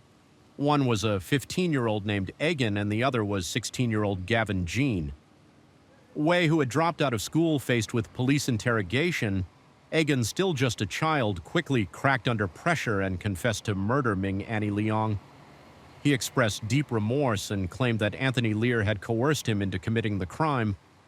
With this powerful testimony, the police formally arrested Anthony Lear that same day on May 19, 2001. Both Anthony Lear and Egan were officially charged with murder. However, the big question remained, why would Aeon willingly become a tool for someone else's murderous intentions? To understand this, we need to rewind to February 2000 at that time. Anthony met the 5 young men outside of McDonald's in the Pasar Ri area located in eastern Singapore. The group included 15-year-old Aeon, 16-year-old Gavin Jean Wei, 17-year-old Vic Nason Krishan, 19-year-old Kong K. Chong, and 22-year-old Kad Zuha. They quickly bonded as if they had found kindred spirits. Being the oldest, Anthony Lear naturally assumed the role of leader for the group. They began meeting more frequently. Then one day, Anthony Lear suddenly asked, "Are you guys brave?" This question struck at the pride of these young men who were in the midst of their teenage years. With the excessive confidence and enthusiasm of youth, they boldly declared that they weren't afraid of anything. Anthony Lear then pushed further, asking, "If you're really brave, would you dare to kill someone?" The young men initially thought this was just a joke, so they eagerly claimed there was nothing they wouldn't dare to do. One said he would do it for 100 Singapore dollars, while another said it would take 1,000,000 Singapore dollars for him to consider it. Anthony Lear calmly listened and glanced at each person before finally focusing on Aeon Egan. Appeared to be the most innocent, like a well-behaved student not wanting to be outdone by his friends. Aegon responded, "I'd do it for 10 Singapore dollars. At first, everyone thought this was all injustice, but they were shocked to realize that Anthony Lear was serious. Moreover, the person he wanted to kill was his own wife. Annie Leong. Initially, Anthony L. approached CIA, how the oldest in the group. He told him he would sell his house to pay CE. How for the job, it was only then that CE. How realized Anthony Lear was serious, so he immediately refused and suggested that if Anthony really wanted to go through with it, he should hire a professional hitman. Anthony asked CA how to find a hitman, but of course he couldn't. So he declined. At the beginning of May, Anthony Lear returned to CIA, and offered him 10 Singapore dollars to kill his wife. He even took him to his house and showed him a picture of Annie Leong. Anthony Lear told him that Annie Leong was very weak, so it would be easy to kill her as he spoke. He handed CIA a knife and asked him to cut through a newspaper. He described Annie Leong's neck as being as fragile as that piece of paper, saying that one slash of the knife would be as easy as cutting through the paper. He even reminded CA how to wear gloves during the crime. To avoid leaving fingerprints, the plan was for CIA how to take Annie Leong's wallet afterward to make it look like a robbery. It was at this point that CIA how fully grasped the seriousness of Anthony Lear's intentions. However, he firmly refused, saying, "I won't do anything illegal afterward." Saya how considered calling Aeon to warn him not to get involved, knowing that Aeon was quite naive and could be easily manipulated. Unfortunately, he couldn't reach him. Anthony Lear then turned to 2 other individuals, Vikas Warren and Kong K. Chong. They still thought it was a joke, but every time they met, Anthony Lear would talk about killing his wife. They began to sense something was off. Later, one of them said, "I found it very strange every time we met he would bring up killing his wife. I thought he had gone mad." Naturally, they refused to take on the task. Finally, Anthony Lear turned to Aeon. He described his plan to Aeon, assuring him that it was foolproof. With no room for error, he instructed Aeon to wear a helmet to conceal his face and gloves to avoid leaving fingerprints for the weapon. Anthony Lear provided him with a long, sharp knife that was easy to carry and long enough to pierce the heart. He advised Agan to wear long sleeves to avoid leaving any scratch marks that could serve as evidence. Additionally, Agan was warned not to smoke at the scene as the cigarette filter could retain fingerprints and saliva after completing the act. Aon was to take the wallet and any valuable items to make it look like a robbery. When leaving the scene, Aon was instructed not to panic or run, but to walk calmly to the bus stop and take a bus away from the area. Finally, he was to dispose of the weapon carefully. Anthony Lahr added after laying out the entire plan. Anthony Lear didn't forget to threaten the 15-year-old boy, saying this mix of threats and promises ensnared Aon. The naive boy agreed to carry out the murder plan. Anthony Lahr purchased 2 phone SIM cards so they could communicate secretly. Afterward, Aon visited Anthony Lear's apartment several times to receive instructions on how to kill Annie Leong on May 10th. 2001, Anthony Lear decided to take action. He led a gun to Annie Leong's residence at 923 Hang Avenue, a gun put on a helmet, held a knife wrapped in newspaper, and hid nearby when Annie Leong got out of a taxi. Aon followed her up to the 4th floor. Shortly afterward, Annie Leong came back down carrying her daughter to the playground, seeing her with her child. Aon couldn't bring himself to go through with it and abandoned the plan. After the first failed attempt, Anthony Lear immediately set up a second plan the next day. May 11th, Aon followed his instructions and returned to Annie Leong's residence. At this point, Aon wanted to back out of the plan, but Anthony Lear called him and ordered him to proceed. Aon walked around the 4th floor with a knife, but didn't see his target. As he went back downstairs, he saw Annie Leong and her daughter playing in the playground on the 1st floor. Seeing this, Agan abandoned the plan once again, with the plan failing twice. Anthony Lear became very angry and decided to confront Aon, but Aon told him he wanted to quit and didn't want to do it anymore with the plan. So close to completion, Anthony Lear, of course, refused to accept this. Knowing that Agan was fearful, he threatened him, saying at this point whether you do it or not is no longer your decision. If you insist on backing out, be prepared to find your parents and siblings dead. Out of fear for his family's safety, Agan felt compelled to continue with the murder plan. On May 14th, Anthony Lear arranged for Agan to come to his house to practice to stabbing. After some time, he ordered a gun to gear up fully and hide outside Annie Leong's apartment. Meanwhile, Anthony Lear would bring along a real estate agreement as a pretext to meet his wife deliberately, not bringing a pen. He used it as an excuse to send his wife upstairs while he stayed behind to watch their daughter. This way, Annie Leong would go alone and Anthony Lear would have a perfect alibi. It was a plan designed to kill 2 birds with 1 stone. This time, when Aon saw Annie Leong taking the elevator alone to the 4th floor, he was determined to carry out the plan, following Anthony Lear's instructions. After committing the crime, he calmly walked to the bus stop and then took a taxi to the beach, where he threw the weapon into the water. After the crime, Agan felt deeply uneasy and filled with regret. He confided in the other 4 friends about what had happened on May 17, 2001.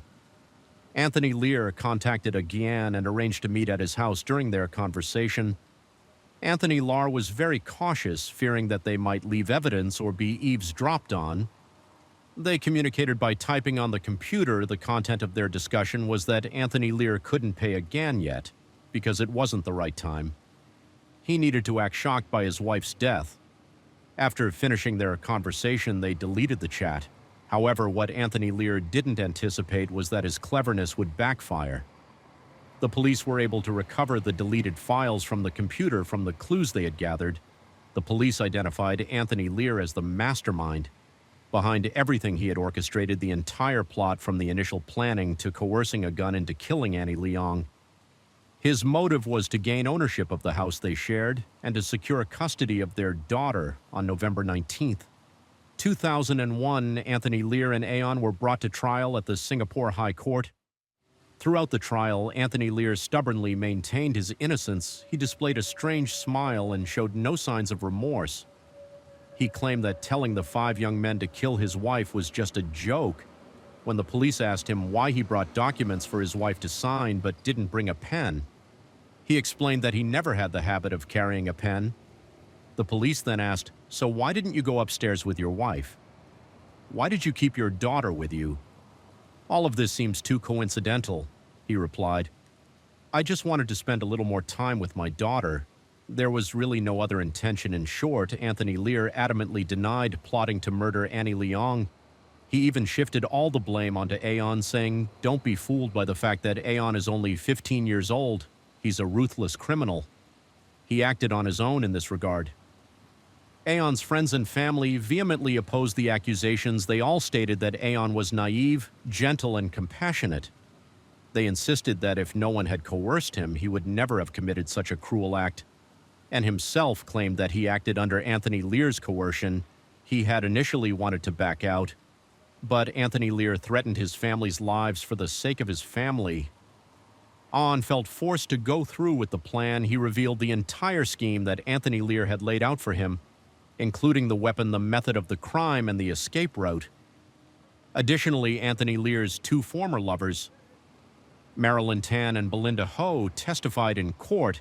They stated that during their relationships with him, they had repeatedly heard Anthony Lear express his desire to kill his wife. Belinda Ho had known Anthony Lear since 1997. Throughout their 3.5-year relationship, she had wholeheartedly supported him both financially and with manpower as he tried to start business after business, but every venture ended in failure, leaving him with a massive debt. During their time together, they frequently argued. She recalled that Anthony Lear once said, "If my wife tries to take my daughter, I will definitely kill her." Marilyn Tan met Anthony Lear in October 2000. She also financed one of his business ventures, but it ended in the same way, another failure. Marilyn Tan once contemplated ending her own life, however, when Anthony Lear learned of her intentions. Not only did he not try to stop her, but he also mockingly suggested, "If you don't want to live anymore, why not help me get rid of my wife while you're at it?" These testimonies, along with the earlier circumstantial evidence, led to Anthony Lear being convicted of instigating and conspiring to murder Annie Leong. Ultimately, he was sentenced to death. As for Aeon, who directly committed the crime, the judge considered him to be a naive teenager who was manipulated by Anthony Lear into committing such a serious offense based on the evidence and the fact that Egan was under 18. At the time of the crime, the judge did not sentence him to death, but instead handed down a life sentence.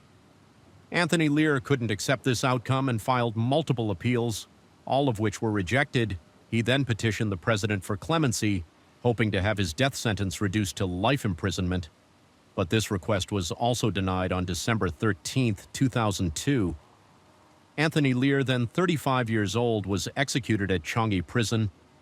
In contrast to Anthony Lear's lack of remorse, Aeon was deeply troubled and genuinely remorseful for his actions.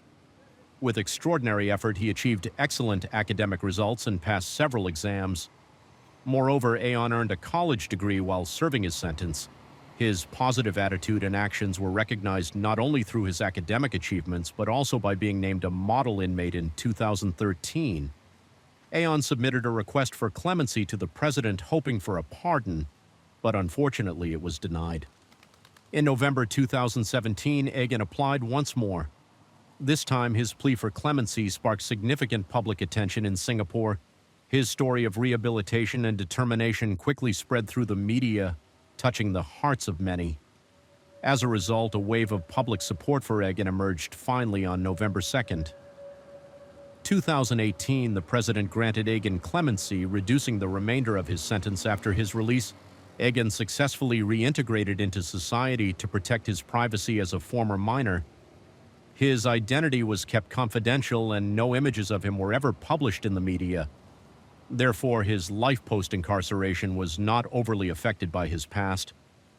Annie Leong's daughter, after losing her mother, was raised by her grandmother and later went on to attend college.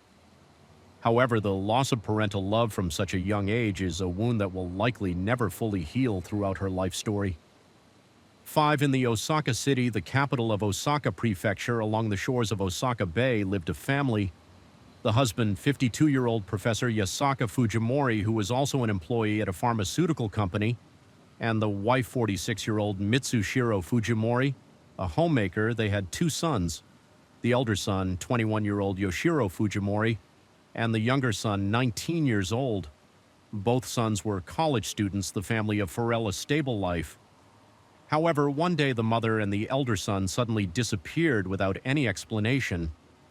Despite all efforts to locate them, the family received no news about their whereabouts. It wasn't until 5 years later, when a certain object was discovered, that the truth about their disappearance began to unfold. Where did they go and what happened to them?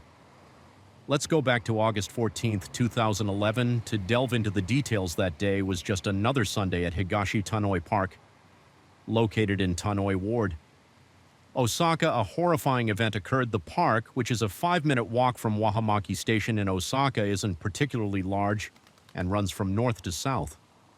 Inside, there's a large grassy area, an ideal spot for local residents to relax during their free time, since the park has no surrounding fence and is open to the public at no charge. Anyone can enter or leave the park at any time around 7:30 a.m. That day, a sanitation worker was performing his usual cleaning duties at Higashi Tanoi Park. While sweeping, he came across a metal container lying on the ground, assuming it was discarded trash. He approached with the intention of cleaning it up. However, as he bent down to lift the container, he was startled by its unusually heavy weight. It seemed like something was inside. Upon closer inspection, he noticed that the lid was tightly sealed with tape. Out of curiosity, he peeled off the tape and opened the lid. What he saw was horrifying. As soon as the lid was removed, a foul odor filled the air. Inside was a human skull. Terrified, the sanitation worker quickly dropped the container, stepped back several meters, and tried to regain his composure.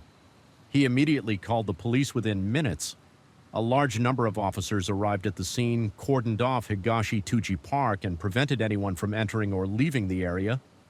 The crime scene investigation was conducted urgently. The metal container measured approximately 9.4 inches in length, 9.4 inches in width, and 13.8 inches in height, with a capacity of about 4.8 gallons. Since 4.8 gallons is equivalent to a traditional Japanese unit of measurement, this case became known as the 1-to-2 case. The metal container had a label from a pharmaceutical company inside the container. Besides the skull, the police also discovered a portion of an ankle bone. The container's opening was tightly sealed with several layers of vinyl tape, commonly used for pipeline corrosion protection, moisture prevention, and electrical insulation. It appears the perpetrator deliberately sealed the container to prevent the foul odor from escaping. Clearly, this was a homicide. However, with the evidence collected at the scene, especially with only part of the victim's remains, the victim's identity remained a mystery. Meanwhile, the police took a statement from the person who reported the crime. He stated that he was a sanitation worker at Higashi Tanoi Park and performed daily cleaning duties and collected recyclable waste each morning. That morning, when he saw the metal container in the grass, he intended to pick it up and sell it for money. It was only after opening it that he discovered the horrific scene. The sanitation worker also mentioned that there were a few people exercising in the park that morning, but he didn't notice anyone suspicious. Some of the locals questioned confirmed that they had seen the metal container when they arrived at the park for their morning exercise, but they didn't know when it had appeared and hadn't paid much attention to it. To gather more clues, the police searched the surrounding area using Higashi Tanoi Park as the center of their investigation. Their efforts paid off. At 2 p.m. that same day, on a street not far from the park, they found a second metal container. Compared to the first container, this one appeared older and darker. Inside, it contains several human bone fragments. The following day, some local residents reported to the police that they had discovered a third metal container in a parking lot about 100 mers west of the park. The police quickly arrived at the scene. The container was found to contain several fragments of a human ankle bone. Unlike the first container, the second and third containers were not sealed with tape, but their size and design were identical to the first one. As a result, the police believed that all three containers were likely discarded by the same person. Sometime later, the forensic examination results were released. DNA testing revealed that the bone fragments found in the three metal containers belonged to two people, a mother and her son, since only partial remains were recovered. The cause of death could not be determined. The time of death was estimated to be around 2006, approximately 5 years prior. The police then compared the victim's information with the missing persons database in Osaka from recent years. The results confirmed the identities of the two victims. 46-year-old Maita Shiro Fujimori and her 21-year-old son Yoshiro Fujimori. According to the records, the mother and son had gone missing in April 2006, over 5 years ago, back in May. 2006, Professor Yasaka Fujimori, Mitashiro's husband, had reported the disappearance of his wife and eldest son to the police. He explained that his wife and son had mysteriously vanished the previous month, and he suspected that they might have run away. The family also had a younger son, and Professor Fujimori didn't want him to grow up without his mother, so he sought the help of the police in investigating their disappearance. Professor Yasaka and Mitsushiro met and fell in love during their university days. After graduating with the support of both families, they quickly got married and moved into an apartment in Osaka. After his father passed away, Professor Yasaka inherited a printing company, providing the family with a stable income. His wife decided to quit her job and stay home to take care of the family after she became pregnant later. They had another son. The family of 4 lived a very happy life. However, their happiness was short-lived. Professor Yasutaka's printing company began to suffer losses, eventually leading to bankruptcy to cover the cost of living. He was forced to look for a job. He was later hired as a department manager at a pharmaceutical company. Although the income was stable, it was nowhere near the lucrative days of his previous company. Gradually, his wife started complaining about his meager income, which was not enough to cover the family's expenses. The couple frequently argued about money. During one heated argument, Mitsushiro loudly demanded a divorce and left the house. She believed her husband was incompetent, unable to earn enough to support the family. Initially, Professor Yasaka thought his wife was just venting her anger. He never imagined that Mitsuhiro would actually leave and take their eldest son with her. He had no idea where they had gone and only received a busy signal when he tried calling them. He searched everywhere they might have gone but found no trace of them. Professor Yasaka suspected that his wife might have had an affair and possibly eloped with her lover. He also mentioned that his wife frequently chatted online with an unknown man due to his job. He came home very late every day. He had assumed his wife was just bored and chatting online with friends for entertainment. Looking back now, he realized she might have been unfaithful initially. Professor Yasaka still hoped that his wife had left in a moment of impulsiveness and would return once she calmed down. But a month passed without any word from them, feeling utterly helpless. He finally went to the police, hoping they could help find his wife and son after getting a general understanding of the situation. The police proceeded to the school to take a statement from the couple's younger son. The boy stated that the atmosphere at home was tense, with his parents frequently arguing about money. His older brother always sided with their mother and criticized their father. He wasn't surprised that his mother left and took his brother, as she favored his brother. More that day, the boy was busy with an extracurricular activity at school, so he wasn't sure when his mother and brother left the house. Next, the police went to the Fujimori family home to investigate. There they discovered that most of the missing mother and son's clothes had been taken, making it appear as though they had indeed left home. The police reviewed surveillance footage from the surrounding area, but unfortunately the camera were obstructed and did not capture any images of the mother and son before or after their disappearance. Neighbors and friends of the two also reported that they had no knowledge of the situation and no one knew where they had gone. The police initially suspected Professor Yasutaka's involvement in the disappearance, but due to a lack of evidence, the case was closed afterward. Professor Yasaka moved away. No one could have imagined that 5 years later the missing mother and son would be found in metal containers. In such a mysterious IOU's manner, some witnesses reported that a few days prior they had seen 3 men and a woman driving a small truck stopping at a parking lot. They had dumped a metal container into a trash bin before quickly driving away. Looking very suspicious, the police reviewed surveillance footage from the park's parking lot and nearby areas but found no trace of the suspicious truck, however. While scanning the footage, the police noticed a middle-aged man with a suspicious appearance in Higashi Tanoi Park on August 13th. The day before the first metal container was discovered, the man was seen pacing back and forth, looking nervous and holding a plastic bag. The police speculated that the bag might have contained the metal container. After conducting an identification, the police confirmed the identity of the middle-aged man. It was none other than 57-year-old Professor Yasaka Fujimori, the husband of the victim Mitsushiro and the father of the victim Yoshiro. According to the investigation, Professor Yasaka Fujimori was currently unemployed and living alone in an apartment near Higashi Tanoi Park. This apartment was directly across from the parking lot where the third metal container was found, separated only by a street. Professor Yasaka had previously worked at a pharmaceutical company with the same name as the label on the metal container. Based on the evidence and leads gathered, the police identified Professor Yasaka as the prime suspect in the case. They speculated that due to escalating marital conflicts, Professor Yasaka killed his wife. During an argument, his eldest son witnessed the entire incident, and to eliminate the witness, he ruthlessly killed his son as well. After covering up the crime, Professor Yasaka went to the police to report his wife and son as missing.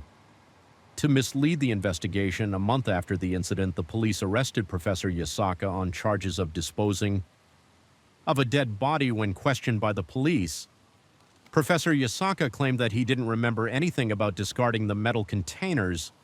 He stated that he had quit his job at the pharmaceutical company 2 years ago due to health reasons and had been living off his monthly pension to save on living expenses. He moved into his current apartment. He mentioned that he often took walks in Higashi Tuji Park during his free time, describing it as a public park with many people passing by. Nothing suspicious about it. As for the metal containers, he claimed to know nothing about them, insisting that he hadn't seen any such containers since leaving his job. Of course, the police didn't believe Professor Yasataka's statements. They suspected that there could be more crucial evidence hidden in his home, as the 3 metal containers only contained part of the 2 victims' remains. The police immediately searched Professor Yasataka's apartment. The apartment was located on the 2nd floor of a 5-story building covering an area of about 215 square feet.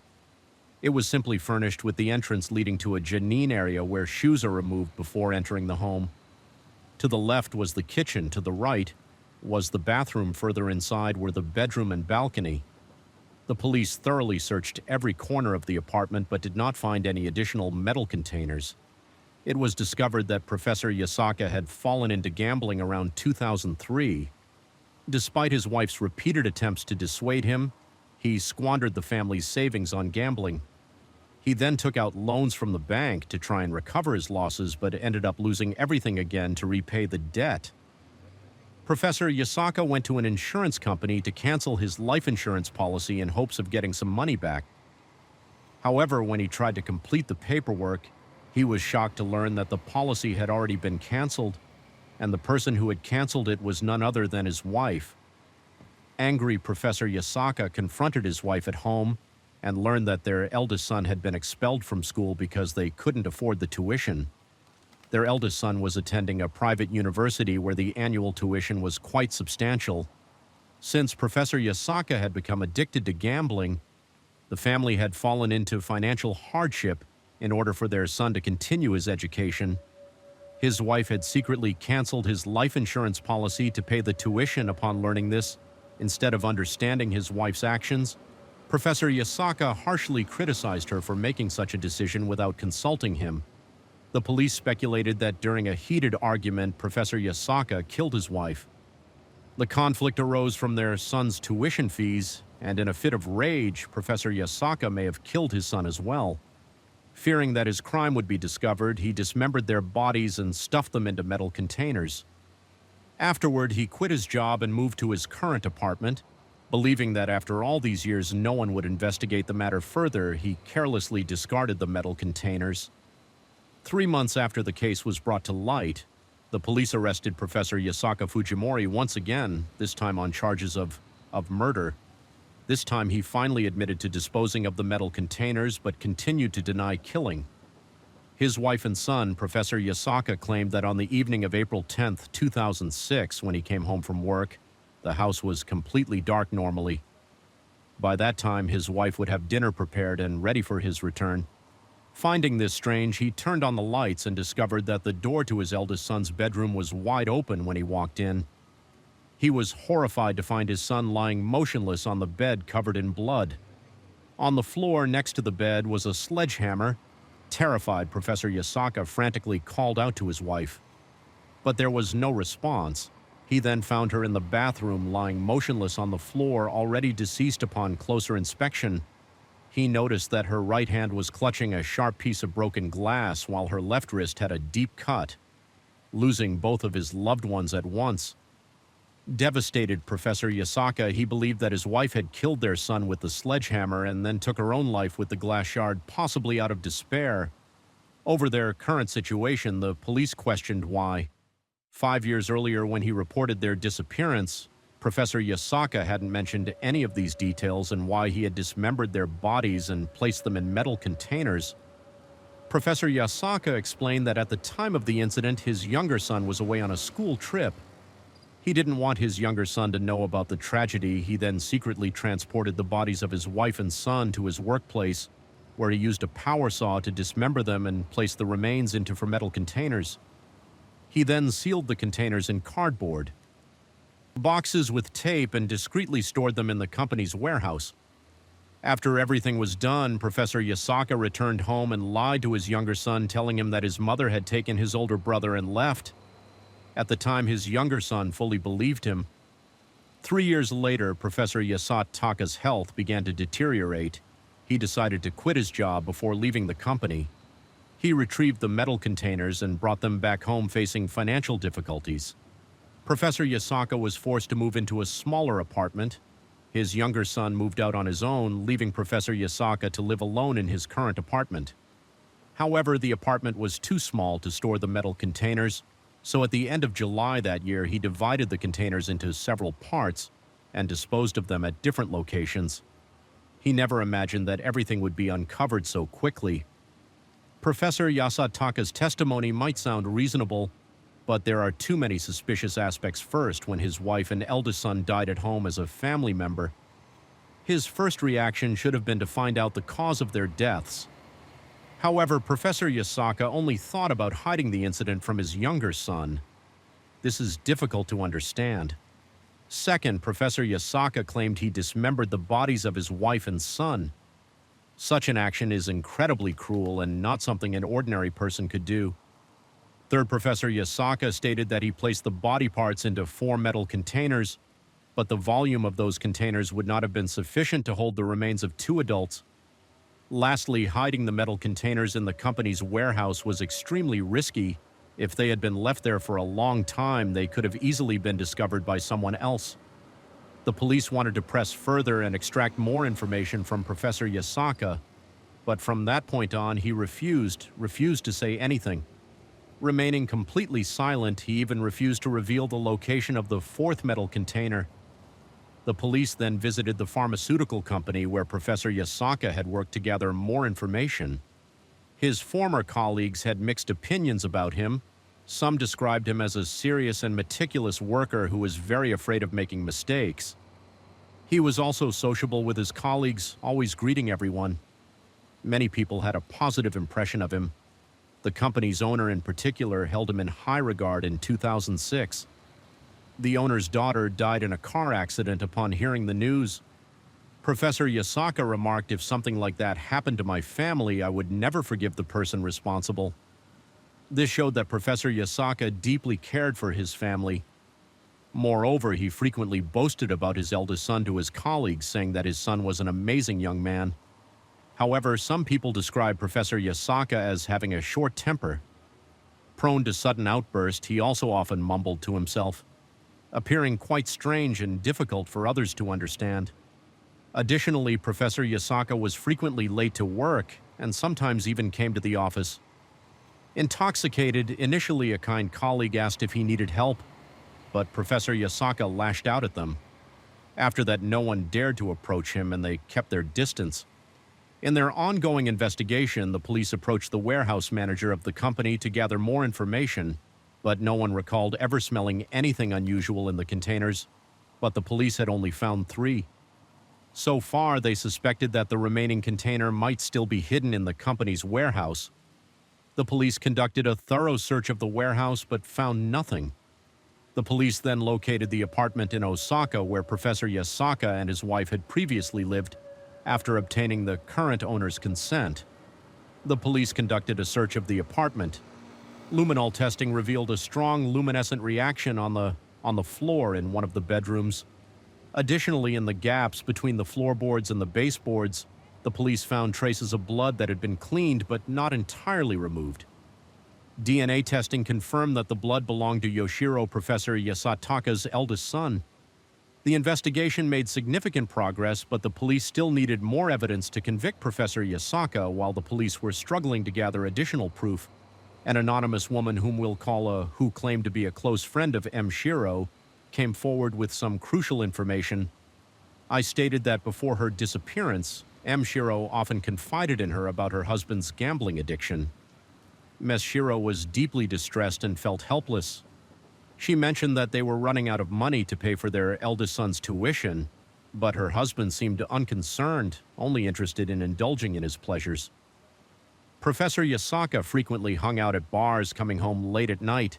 Reeking of alcohol when he returned, he wouldn't even bothered to shower instead, passing out only to go to work drunk the next morning. Also revealed that after M. Shiro and her eldest son went missing, Professor Yasaka didn't show any signs of grief or concern, nor did he actively search for them. He continued to go to work as if nothing had happened. I found Professor Yasutaka's indifference extremely strange and considered him to be cold-hearted. M. Shiro had often complained to her about being abused by her husband. Whenever things didn't go his way, Professor Yasaka would beat his wife. I believe that it wouldn't be surprising if Professor Yasaka, in a fit of rage, had killed his wife and son, the police, then visited the area around Professor Yasutaka's current residence to gather more information. A pharmacy owner mentioned that he had lived in the neighborhood for decades and had never heard of such a horrifying case. He knew Professor Yasaka, who had come to his pharmacy to buy medicine. Professor Yasaka seemed very normal, and the two even had a conversation for a while. He never imagined that Professor Yasaka could be involved in such a gruesome crime. Another resident stated that Professor Yasaka lived alone in his apartment and his younger son rarely visited. As a result, they often saw Professor Yasaka walking alone in the park. Professor Yasaka rarely mentioned his wife and children to others, so people didn't know much about his family. The police continued their investigation by questioning Professor Yasutaka's younger son. He described his father as a reserved and quiet person, which meant they didn't often talk to each other due to his own busy work schedule. He rarely visited his father. As a result, he had never seen the strange metal containers in the house, although he had some suspicions about his mother and brother leaving. He didn't look into it further. He felt that his mother always favored his older brother. His father's income was limited, and eventually they couldn't even afford his brother's tuition. But his mother still tried to make it work. She even went as far as canceling the insurance policy to get money for his brother. On the other hand, his mother had never treated him as well. So when his father said that his mother had taken his brother and left, he felt a bit sad, but he didn't dwell on it. He said, "There was a time when I really resented my mother because I felt she had abandoned me."